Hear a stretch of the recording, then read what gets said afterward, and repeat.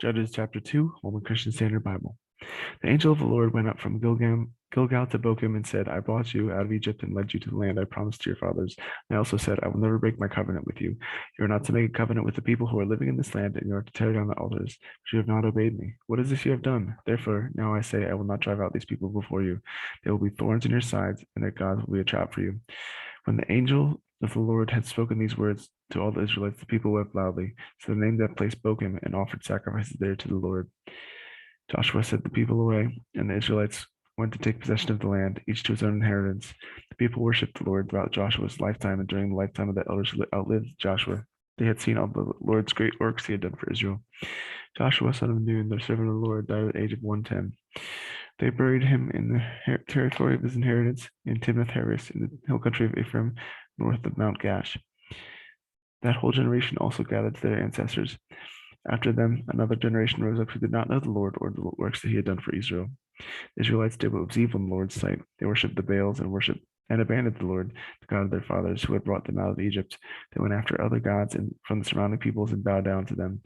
This infuriated the Lord, for they abandoned him and worshipped Baal and the Ashtaroths. The Lord's anger burned against Israel, and he handed them over to the marauders who raided them. He sold them to the enemies around them. They could no longer resist their enemies. Whenever the Israelites went out, the Lord was against them and brought disaster on them, just as he had promised and sworn to them, so they suffered greatly. The Lord raised up judges who saved them from the power of their marauders, but they did not listen to the judges. Instead, they prostituted themselves with the other gods, bowing down to them.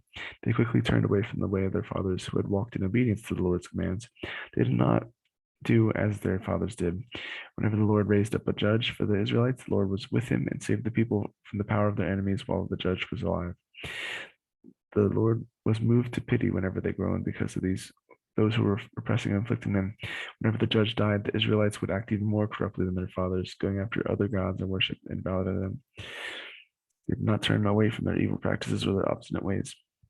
The Lord's anger burned against Israel, and he declared, because of this nation has violated my covenant that I have made with their fathers and disobeyed me, I will no longer drive out before them any of the nations Joshua left before when he died. I did this to test Israel and to see whether they would keep the Lord's way by walking in it, as their fathers had. The Lord left these nations out and did not drive them out immediately. He did not hand them over to Joshua.